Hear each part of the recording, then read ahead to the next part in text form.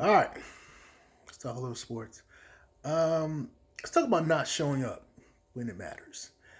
TCU last night laid the worst egg we've seen in a national championship game, maybe ever, but definitely in a while. Shout out to Georgia. Let's give them credit first. They are building a dynasty. Lucking up and winning one is possible. Winning two back to back is definitely not luck. It's skill, it's hard work, it's determination, it's all that. So they're definitely building a dynasty. More recruits will go there now. More coaching staff will get there. They'll get the best of the best. They'll get the pick of the litter going forward until they either don't compete for championships or don't even make the playoffs. And keep in mind, they're expanding the playoffs in a couple of years. So when it goes to six teams, maybe 10 teams, Georgia may be able to ride this wave for 5 years, 10 years.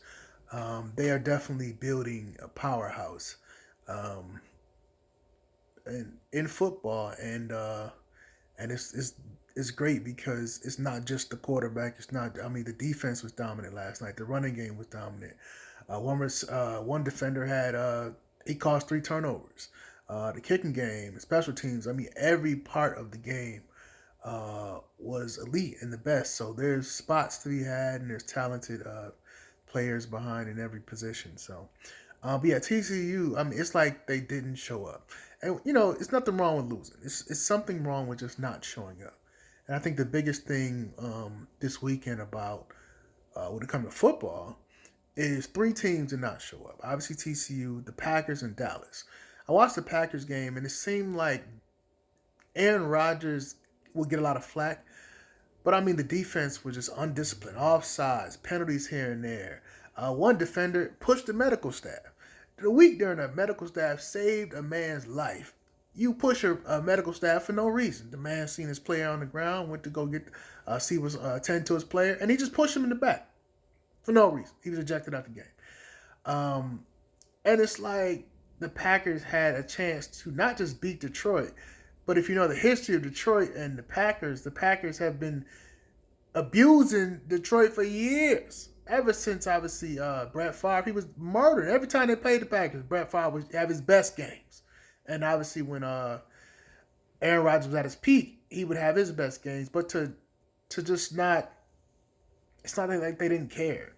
The drop passes, the interceptions, the fumbles, the missed kicks. It's like you don't have to make the playoffs, but at least try to win the game. I mean, because obviously Seattle won, so that would have been a different scenario if Seattle lost. But to wait till week 18, every single flaw they had throughout the season showed its ugly head. The drops, the penalties, the turnovers, the interesting calls on offense, and just weird plays. And Dallas. The good news is Dallas lost a game that didn't really matter. I didn't think they were going to be able to get the first seed anyway. They had to win, and they also had to have San Fran lose and Philly lose. Jalen Hurts came back and said, "I'm gonna come for one game so I can get another week off," and that's what he did. So he came back, played a game, and they dominated. And San Fran is dominant still. So I didn't think Dallas had a chance to get the number one seed, but to act like that wasn't even on the table. I mean, they even if let's say San Francisco and them lost, Dallas looked like they didn't even care. They was we're going to playoffs. It's all good. That's all we want to do. And I do think Tampa has a great shot to beat Dallas. Dallas already lost to Tampa in week one, 19-3 or something like that.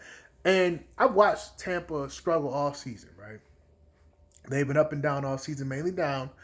But the games that they have won with Tom Brady's magic at the end of the game have all been just keep us close.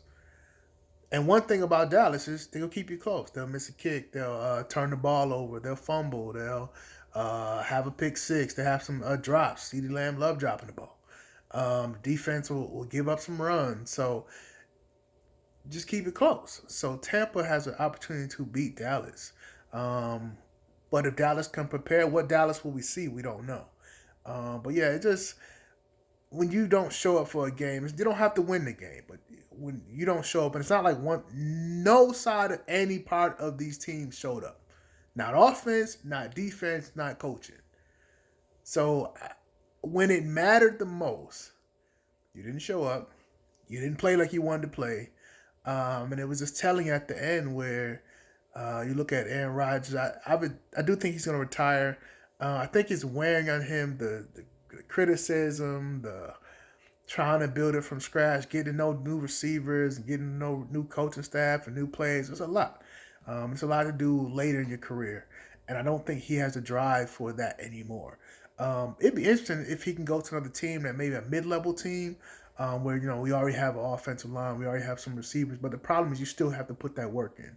You still have to get to know your receivers off season. You still have to stay over at practice and okay, what route you like to run when you see this type of defense. How I'm gonna throw the ball to you. What plays can we run? What we need short down and stuff like that. Because obviously he's older. Tom Brady's crazy. Tom Brady's the only 40-something-year-old man who's doing quarterback sneaks. He did like 3 of them the other day. I'm like, this man is nuts. But so short down and distance when you're older, you can't just do a quarterback sneak or so like that. You really got to like, look, we need an inch. And I'm not going down there. So get your fullback, get your little, some type of halfback slam, fullback dive, something like that.